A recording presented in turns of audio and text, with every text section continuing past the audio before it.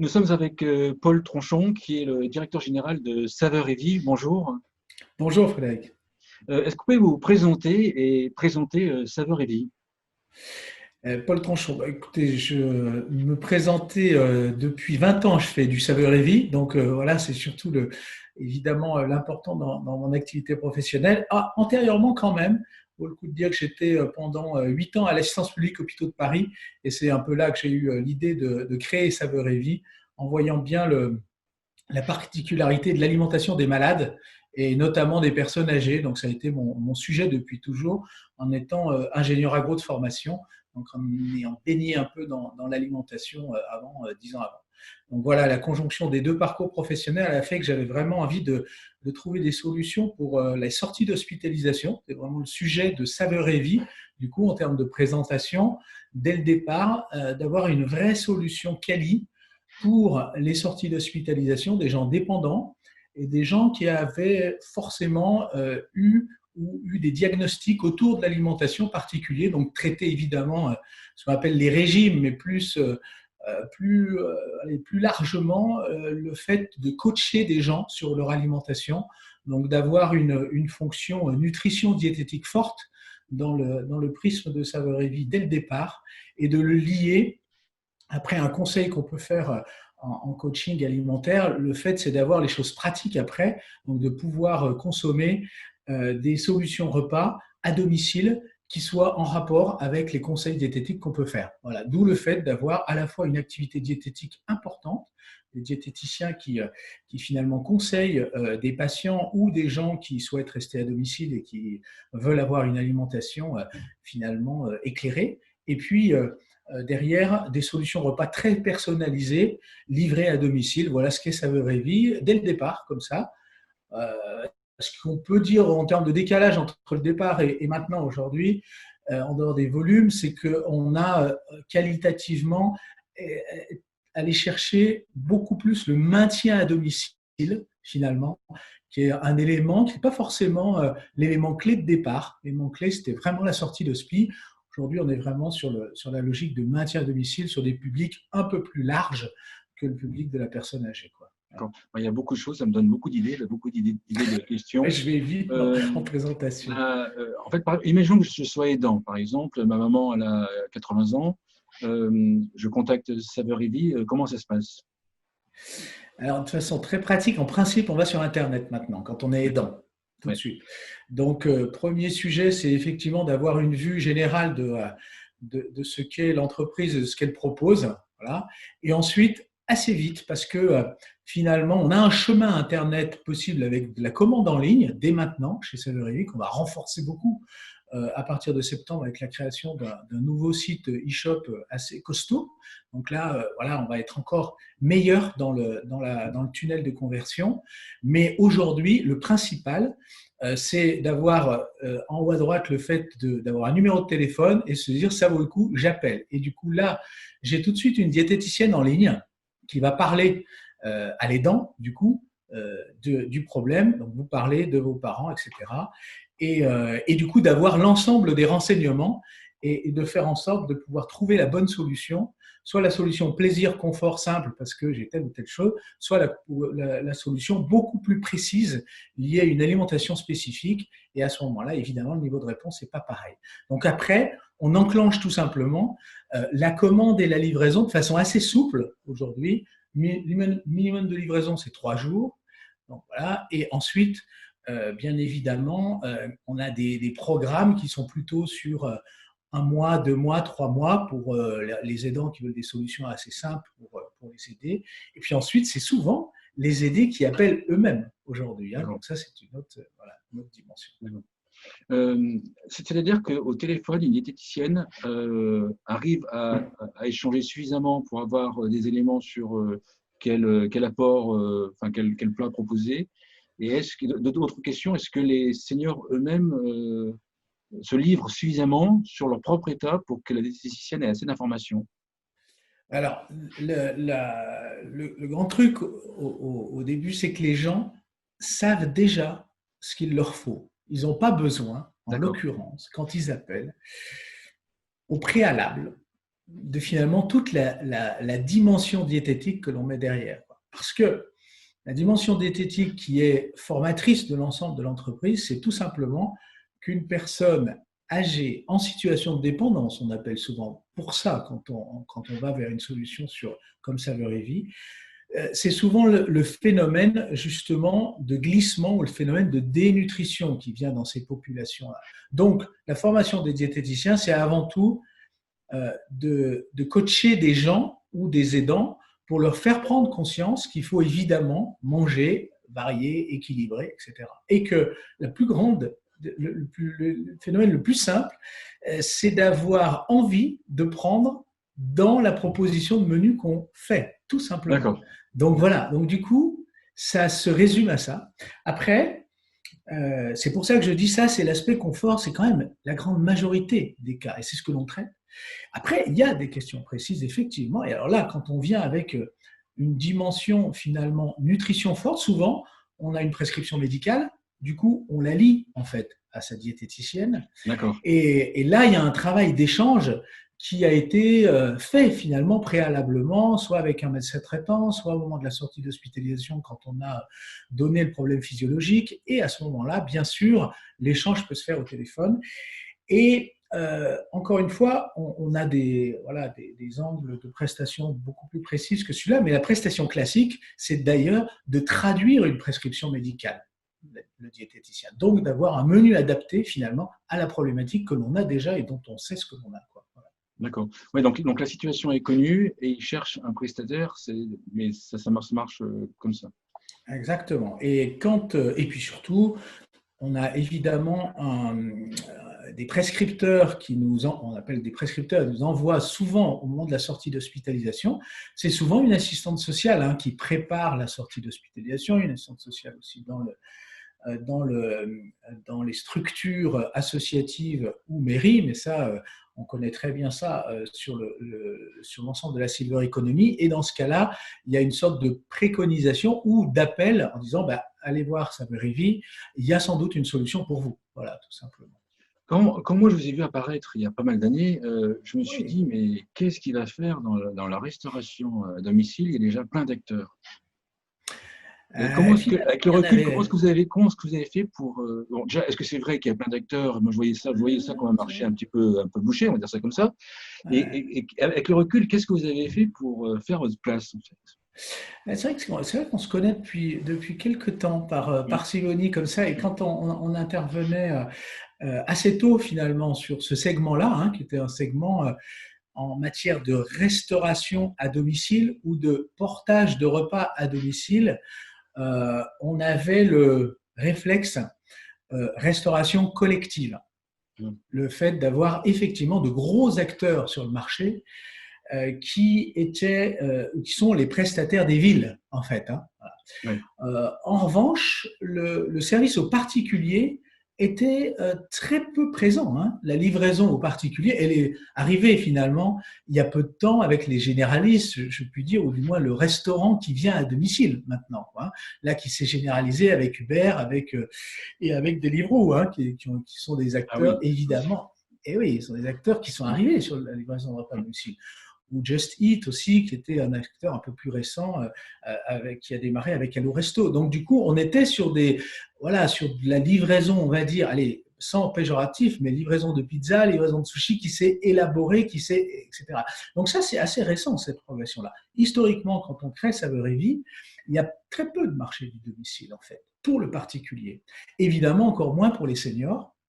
Donc du coup, une personne aidante, la question de tout à l'heure, une personne aidante qui cherche un repas à domicile, elle va à la mairie, elle a le portage de repas de la mairie. Et avec un niveau d'image qui n'est pas terrible, objectivement pas terrible, parce qu'il renvoie à l'image de la cantine, à l'image de ce que l'on a eu à l'école, et à l'image de ce que l'on a dans les hôpitaux. Voilà ce qu'évoque l'image. Donc du coup, c'est vrai qu'il y a un questionnement sur il y a une place à prendre parce que les très gros sont présents, mais ne rencontrent pas finalement le besoin. D'accord. C'était une question de personnalisation, une question d'image, c'est tout ça Ouais, en fait qui alors fait la l'image, force. pourquoi elle a été négative? Effectivement, l'image, je l'ai traduit souvent par cette analyse-là. Finalement, le donneur d'ordre est un donneur d'ordre public. Il fait un cahier des charges et ce cahier des charges est délivré par des prestataires de services. Mais quand on ne rencontre pas en tant qu'entreprise privée, je dis souvent, le client direct et que l'on puisse en fait comprendre ses besoins déjà et faire évoluer ses besoins, ça n'a rien à voir avec le fait de rencontrer finalement une prestation au départ que l'on a voulu sociale dans les mairies. L'histoire du portage de repas à domicile, c'est une histoire sociale. C'est-à-dire on doit nourrir des gens qui n'ont pas d'autre solution que de se nourrir à la mairie. Et comme on a des cuisines centrales scolaires, eh bien, on prend ces outils-là et puis on essaye de faire une prestation.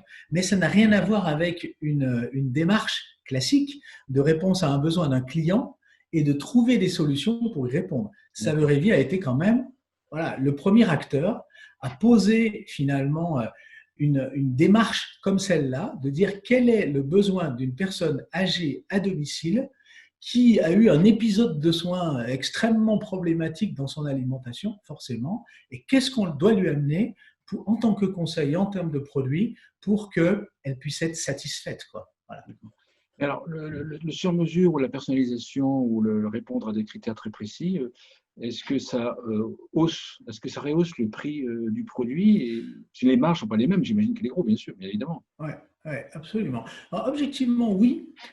Oui au début. Parce que souvent, la logique, dès le départ, de connaissance de ce marché, parce que j'avais effectivement une bonne expertise du dossier, en ayant passé à ce moment-là 20 ans, j'ai déjà, voilà, 20, j'ai déjà 40 ans de vie professionnelle, un petit peu, 20 ans au départ, quand je crée Saveur-et-Vie, j'avais une notion de la complexité du système, effectivement de la complexité du système. Mais surtout l'intuition qu'on ne peut pas le régler, encore une fois, avec une organisation de restauration collective telle qu'elle était à ce moment-là. Il y a plein de choses.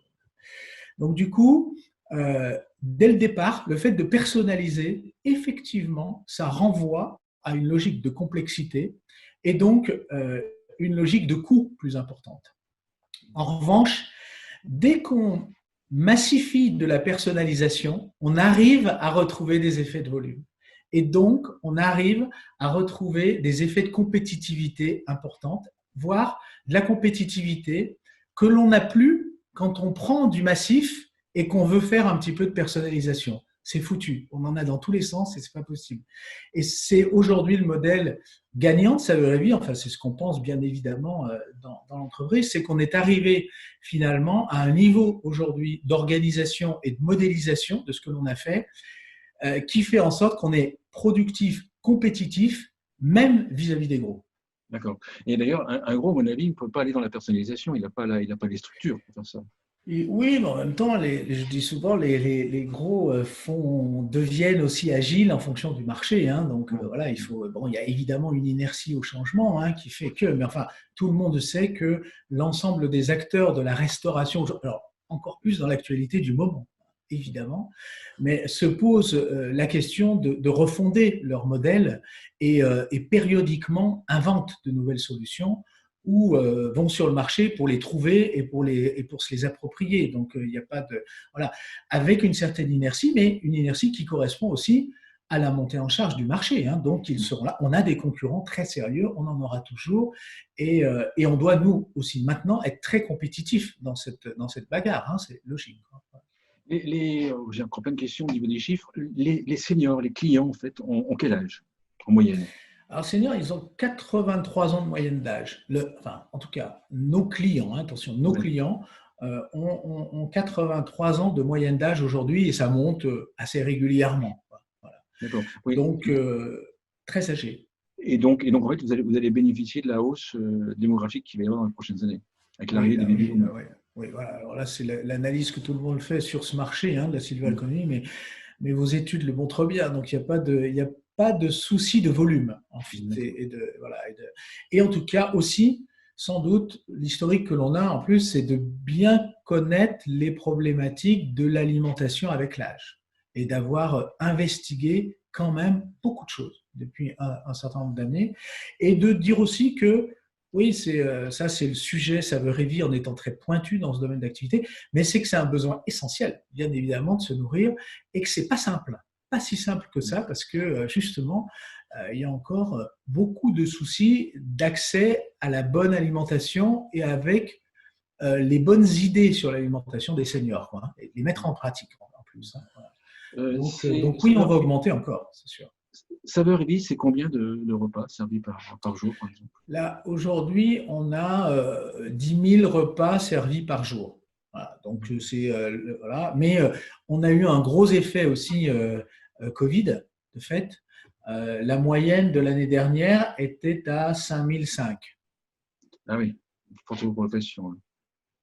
Donc Donc, il y c'est a des gens eu. qui, c'est des gens, parce qu'on peut dire que c'est des personnes âgées qui ont découvert via le Covid, enfin via le Covid, avec la circonstance, L'effet de la la crise, ouais. restauration, enfin la livraison de repas à domicile, et qui vont garder ce type de restauration pour les prochaines semaines, les prochains mois. Objectivement, c'est toute la question pour l'entreprise.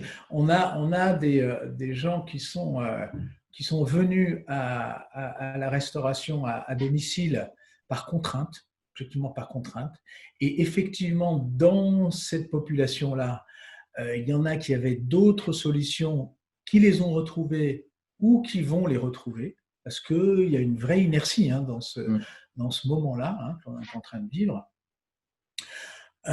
Et puis, il y a effectivement une proportion non négligeable qui ne connaissait pas ces solutions-là et qui, devant, allez, pas la panique, mais pas loin quand même, hein, l'organisation vraiment tambour battant des 3 premières semaines, devait trouver une solution et en trouvant la solution, se sont dit, mais c'est la solution qu'il nous faut et on va la garder. Quoi, hein. Voilà, donc on a proportionnellement une partie voilà, importante. Et puis, alors, il y a une deuxième dimension, une troisième dimension qui fait que bien évidemment, en termes de stratégie d'entreprise, on travaille sur ce sujet-là, c'est que ça nous a aussi permis, comme beaucoup d'acteurs de la silver economy, de se montrer à ce moment-là. On dit souvent de sortir de l'ombre, effectivement, et du coup d'être visible auprès d'aidants, bien sûr, mais aussi comment dire, d'acteurs grand public qui n'imaginaient pas qu'il y avait des solutions comme ça qui pouvaient résoudre un certain nombre de problèmes pour leur aider. Voilà. Alors justement, vous me tendez la perche. Avec la Poste, actuellement, vous avez signé un accord avec la Poste. Est-ce que vous pouvez le présenter et puis nous expliquer un petit peu comment ça s'est passé? Comment est-ce qu'on arrive à signer un accord quand on a une PME avec un groupe comme la Poste? Ouais, c'est une démarche de long terme. Donc, on ne peut pas dire que c'est le Covid qui a fait signer le dossier La Poste, mais ça a été aussi, c'est un accélérateur pour tout le monde hein, en termes de réflexion. Hein. En tout cas, dans notre domaine d'activité, c'est une évidence. Du coup, c'est un travail de long terme avec les équipes de La Poste sur les échanges dans leur stratégie de rentrer sur le segment du portage de repas. C'est annoncé depuis longtemps hein, par La Poste. Hein. C'est pas là du coup une nouveauté évidemment du Covid. Ça fait bien allez 3-4 ans que La Poste est dans ce sujet-là, teste des solutions. À chercher, hein, bien sûr, hein, des prestations parce que la Poste n'est pas un opérateur de la restauration à domicile, mais comment dire, un participant très important, bien évidemment, de la livraison du dernier kilomètre, voire plus, parce que c'est un opérateur logistique majeur avec plein d'ambitions dans le domaine de la santé et de l'accompagnement de la personne âgée, on va dire. Quoi. Voilà. Donc, du coup, naturellement, on s'est rencontrés à de nombreuses reprises avec La Poste. Je me souviens des premiers dossiers La Poste avec Génius La Poste. Ça doit vous dire quelque chose, les premières. Voilà. Donc, du coup, c'est pas le. Voilà, Saveur-et-Vie est dans le giron des réflexions ou dans les échanges depuis longtemps. Ensuite, il y a vraiment une stratégie qui est montée en charge avec La Poste dans le cadre des acquisitions qu'ils ont pu faire dans le domaine de la silver economy. Oui. Là, il y a une dimension extrêmement forte hein, de la business unit silver economy sur justement la partie de liaison entre nutrition, alimentation et puis solutions qui pourraient être mises en place avec la logistique facteur. Donc ça a permis d'accélérer un peu finalement le fait de dire il faut absolument faire quelque chose ensemble.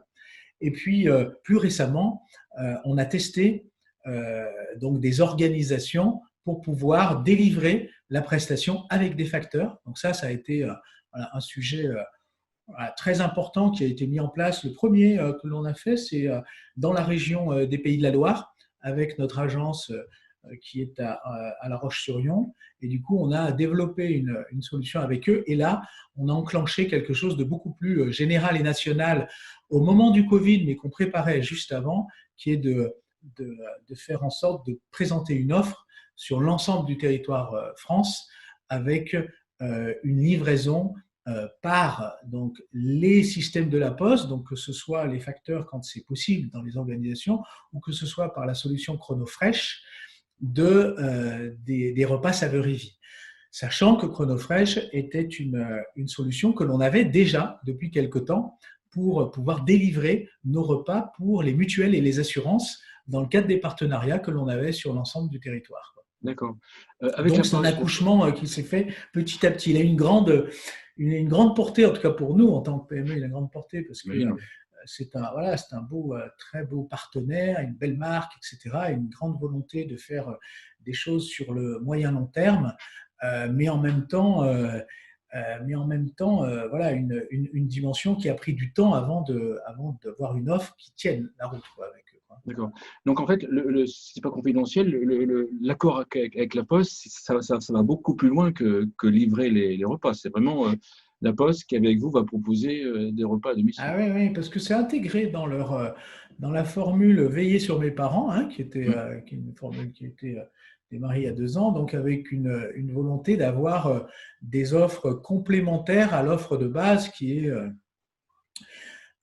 est l'assistance et puis la veille par le facteur, en fait. Hein. Voilà. Donc, du coup, là, on a quelque chose qui renforce cette offre-là et qui fait en sorte, pour la Poste également, d'avoir quelque chose de beaucoup plus étoffé dans son offre. Et nous, bien évidemment, de rentrer dans une logique partenariale qui pour nous met une visibilité évidemment bien supérieure à ce que l'on pouvait faire tout seul, quoi. Est-ce à dire qu'en fait, vous allez pouvoir livrer des repas, même chez moi, dans mon petit village en Savoie? Donc, Absolument, on le fait déjà. Alors, on le faisait déjà et personne ne le savait, voilà. Donc, et maintenant, on le fait et les gens le savent, tout simplement. Non, on le faisait parce que quand vous aviez sur votre petit village de Savoie, par exemple, un contrat avec une mutuelle niortaise, hein, avec qui on travaille beaucoup là, sur Intermutuelle Assistance, par exemple, mais on travaille beaucoup aussi sur d'autres mutuelles, hein, je pense à d'autres comme RMA, etc. Eh bien, cette possibilité existe en toute France, hein, depuis de nombreuses années déjà, hein, et on le délivrait et il était financé par la mutuelle ou l'assureur comme une aide à domicile que l'on envoyait, hein, tout simplement. D'accord. Mais alors, c'est là qu'en fait, les repas sont fabriqués où? Là, tout à l'heure, vous avez parlé d'agence. Voilà. Qu'est-ce que c'est qu'une agence? Une agence, c'est plutôt comme l'aspect commercial, l'aspect distribution, ou est-ce que c'est l'aspect fabrication? Et où est-ce que sont fabriqués les repas, qu'on comprenne bien comment une entreprise, une grosse PME puisse aller sur toute la France? Alors, donc il y a une dimension effectivement d'organisation au départ qui est centrée sur la région parisienne. C'est là qu'a démarré l'activité de Saveurs et Vie. Et très vite, on a, au fur et à mesure de la montée en charge de l'activité, et dès le départ d'ailleurs, choisi le fait d'avoir plusieurs traiteurs pour réaliser le repas, c'est-à-dire l'ensemble des composants du repas, notamment ce qui est une valeur ajoutée traiteur important dans un repas, c'est l'entrée, le plat principal, bien sûr, moins le fromage ou le laitage, bien sûr, qui est celui-là, là. Et puis le dessert, dans une moindre mesure aussi, parce que le dessert, c'est plutôt soit un fruit, soit quelque chose de préparé. Mais on voit bien que la dimension traiteur est beaucoup plus sur l'entrée et le plat cuisiné. Donc, dans l'entrée et le plat cuisiné, on a plusieurs traiteurs qui correspondent à des cahiers des charges que l'on a fait petit à petit sur ces. Voilà. Donc, tout simplement, quand on ouvre une région, eh bien, on fait un sourcing de traiteurs pour faire en sorte de pouvoir continuer notre métier que l'on a fait de la même façon sur la région parisienne et qui est le bateau amiral de l'entreprise même. Du coup, c'est ce que l'on a fait sur la région ouest et sur la région de Marseille, donc sur le PACA, où on est implanté depuis l'année. Alors, Ouest, ça fait maintenant 3 ans, et sur Marseille, c'est beaucoup plus récent, c'est octobre de l'année dernière. Donc ça, voilà, ça c'est le modèle de l'entreprise depuis le départ, qui n'a pas changé du coup, donc ça nous permet de projeter. Pour ce qui est pour répondre sur le dossier de la Poste, eh bien, on fait à partir de ces bases-là, bien sûr, quand elles sont existantes. Et quand elles n'existent pas, ben on fait ce que l'on a fait depuis 10 ans, c'est-à-dire de les faire partir depuis la région parisienne avec les traiteurs parisiens. D'accord. Et donc, c'est ensuite, ça prend la logistique, la Poste, si je puis dire. Donc, dès que ensuite, le modèle de l'entreprise, dès qu'on a les volumes suffisants pour pouvoir mettre des bases en région, ben, on les met. Donc, pour le moment, effectivement, on a 2 bases opérationnelles en région, en plus de la base région parisienne. Les bases sont des bases en propre ou c'est des franchises? Comment ça marche? C'est des bases en propre. C'est des bases en propre. On n'a pas de franchise, on a choisi le modèle pour le moment, mais en tout cas, on a choisi le modèle de développement en propre. Ça, c'est un peu oui, parfois, on a des sortes de guides comme ça, et puis ensuite, l'entreprise se met autour de ça, hein, bien sûr, hein, donc des choix stratégiques de départ.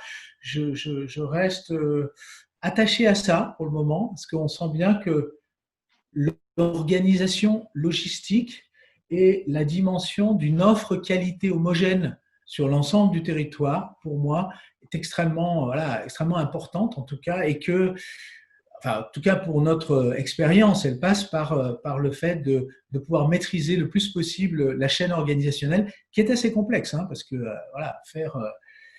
préparer un repas avec toute sa diversité, tout le panel de clients qu'on peut avoir et tout le choix que l'on propose dans une notion de cahier des charges qui puisse être effectivement le même pour l'ensemble des clients, c'est déjà pas facile de faire progresser chacun de nos traiteurs en fonction de nos exigences. Voilà. Oui. Et de mettre en place des organisations logistiques qui tiennent la route. Hein. Voilà. C'est-à-dire qu'il faut également des commerciaux, des représentants de Saveurs et Vie dans les différentes régions que vous ouvrez pour aller voir pour se faire connaître des centres sociales, des mairies. Je me dis qu'il y a un travail.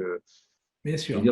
Pour labourer le terrain, pour faire connaître. Ouais, non, c'est sûr. D'où le fait que la stratégie partenariale est importante pour nous. Hein. Donc, on voit bien que on le voit par le dossier La Poste. On pourrait en parler avec d'autres partenaires que l'on a, hein, bien évidemment, qui ont aussi un travail commercial que l'on fait en commun finalement pour ça, parce qu'il y a une spécificité. On pense dans la nutrition-alimentation pour pouvoir justement délivrer le bon message autour de ça, et une notion d'expertise qui est très forte chez Saveurs et Vie et qu'on met à disposition finalement des partenaires. Donc ça, c'est un élément fort. Et bien sûr, la solution repas. Le partenaire faisant un travail de proximité, comme La Poste fait un travail de proximité, bien évidemment, dans le cadre de... D'accord. Voilà, sa marque très large. Des relais, nous, importants, comme un message d'expertise, soit en allant, évidemment, voir directement des prescripteurs, des relais dans les structures de santé, quoi, hein, surtout. Voilà. Une de mes dernières questions, c'est, je voudrais vous titiller un petit peu sur comment est-ce qu'on fait quand on est une PME pour arriver à avoir des accords avec des mutuelles? Par quelles étapes on passe? Quels sont les conseils que vous donneriez à quelqu'un dans un autre secteur d'activité qui voudrait travailler avec des mutuelles sur la Silver Economy? Là, l'historique pour Saveurs et Vie, en dehors de conseils, on peut parler de notre cheminement, objectivement, parce que voilà, il y a des gens franchement plus compétents que moi pour dire ça, mais dans le cheminement de Saveurs et Vie, ça a été finalement assez simple. Les premiers qui sont venus nous voir, c'est la Maïf, parce qu'il y avait des contrats accidents de la vie où il y avait la fonction alimentation à domicile, en fait. Et elle était délivrée avec difficulté dans le cadre des courses et des préparations de repas, en fait, tout simplement, et notamment pour des gens qui veulent des régimes, qui veulent des choses complexes, etc. Donc, objectivement, les assureurs sont venus à nous, quoi. Voilà. Après, ça a été un travail, là, effectivement, en termes d'expérience, qui peut être intéressante, mais c'est assez connu sur le marché. Après, il y a le travail des assisteurs, donc, qui représentent beaucoup d'assureurs et de mutuelles. Hein. Donc, bien évidemment, il y a un travail de long terme, ensuite, avec les assisteurs, pour à chaque fois, bien sûr, entretenir l'information sur ce que l'on fait, ce que l'on peut proposer à leurs assureurs et mutuelles pour qu'ils mettent ça dans leurs offres, en fait, et que ça devienne des produits en inclusion chez les assureurs et les assisteurs. Voilà. Donc, c'est ce qu'on a appris au fur et à mesure, alors vraiment en marchant, là, et, et à un moment donné, évidemment, d'avoir une animation grand compte spécifique, parce que ça n'a rien à voir d'aller voir ce marché-là par rapport au fait de faire venir un client direct d'un hôpital ou d'une structure de soins de suite et rééducation. Voilà. D'accord. Dernière question, quand vous dites que les assureurs comme la MAIF sont venus vous voir, comment est-ce qu'ils vous ont connu en fait? Est-ce que vous avez fait des démarches Bonne spécifiques pour vous faire question. connaître? Non, à ce moment-là, non. Effectivement, non. Donc, ça s'est fait. J'ai même plus l'historique des premiers contacts Maïf. Et encore une fois, après, les assisteurs, ceux-là, sont quand même assez peu nombreux, du coup, et sont faciles à aller voir pour un entrepreneur qui démarre une activité. Voilà, facile, au sens quand même obtenir le Ouais. rendez-vous dans un grand groupe, mais ou dans un groupe assez important. Mais en l'occurrence, les acteurs sont assez concentrés finalement sur ce marché, quoi, hein, une dizaine d'acteurs, et les gens de la silver economy, ils connaissent bien, hein, ce sont des acteurs maintenant sacrément importants dans le cadre d'un développement d'activité. Voilà. D'accord. Une conclusion? Conclusion, en tout cas que pour le moment, on vit une époque incroyable.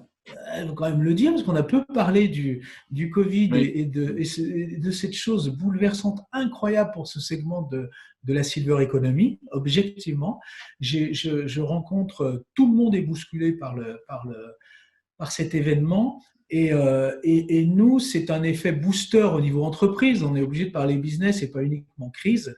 Un effet booster incroyable aussi, quoi. Donc, franchement incroyable, parce que là, on parlait de la Poste, mais on a aujourd'hui fait quelque chose avec l'ensemble de l'entreprise que je ne pouvais pas imaginer. Imaginer doubler notre activité, ça fait 20 ans qu'on existe. Hein. Vous imaginez, donc doubler l'activité en 3 semaines, c'était absolument incroyable, incroyable comme aventure d'entreprise. Donc voilà, on est encore dans ce sujet de cette aventure nouvelle avec l'ensemble des équipes, un truc fou qui est arrivé. Et maintenant, c'est de dire comment stratégiquement on rebondit devant ça et comment on avance bien évidemment avec des solutions qui ne sont pas des solutions de 3 semaines, mais des solutions qui se parlent en années, quoi. Voilà. D'accord. Merci. Donc Merci. l'avenir sur l'alimentation de la personne âgée. Allez, le dernier mot quand même, parce que je ne peux pas parler d'alimentation sans parler de nutrition, sans parler de l'été et sans parler de la canicule qui s'annonce et du fait que comme on a une sorte de sentiment comme ça qu'il faut revenir à l'activité normale, que c'est très important, on voit bien le retour des écoles, etc. On s'occupe beaucoup moins des aînés pour le moment. Or, l'été arrive, ils sont très fragilisés par tout ce qui est arrivé et par ce qui va arriver cet été. Donc, venez chez Saveur et Vie. Voilà, c'est mon message commercial de fin. Voilà. Merci Paul Tranchon. Je rappelle que vous êtes directeur général de Saveur et Vie. Merci beaucoup. Au revoir, Frédéric.